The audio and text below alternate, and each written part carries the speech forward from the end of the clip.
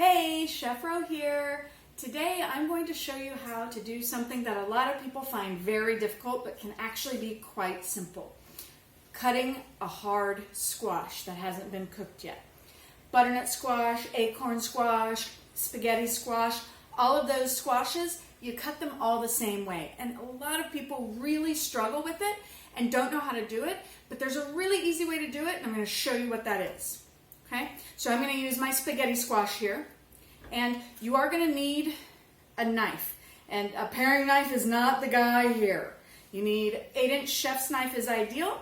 If you've got a 10, even better, but you don't need to pull out the big old cleaver or anything like that. That's not what those are meant for. Those are meant for bones, usually different kind of cleavers. Anyway, 8-inch chef's knife going to be your best bet. If you have a German one versus a Japanese, even better in my opinion. It's a little hardier and gets through it a little bit better. Okay, so now that we have our squash washed, because most people forget to wash the squash because they think, oh, I'm not going to eat the outside skin of it, I'm going to throw it away, but you forget then you're putting it on your cutting board, so whatever was on the outside of it is now here on your cutting board.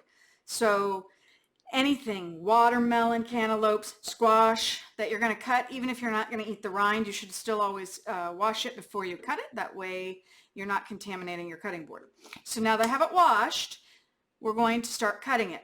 Now the skin is actually the problem. The flesh itself, even before it's cooked, isn't that difficult to cut. So we just need to find the weakest point of the skin.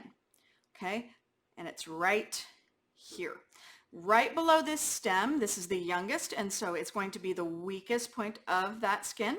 So you're just going to take your knife and go right here, and I know you're going to have to fight with it a little bit here, okay, right through there. Okay, so you've got that exposed. Now, if you've seen any of my other videos, you know that I really like flat sides. So up here is going to be pretty thin also. We're just going to cut a little sliver here, okay. So now it can stand up right. Because remember, I said the skin is the hardest part. The flesh is pretty easy. So now that I've got all of this flesh exposed, I can get right into it with my knife, and it should go straight down much easier than it would have if I had tried to cut through the skin the entire way. So now that I've got that half done, I just go down this half here, and you can see right through. Now I can scoop out my seeds and cook it however I wish. Much easier way to cut it. Like I said, you can use this on any squash that has a thick skin and a soft inside. Butternut, acorn, pumpkins, things like that. It all will work this same way because your knife will go through that flesh much easier than it will through the skin. So now you know how to cut those squash, so hopefully you get more of them in your diet.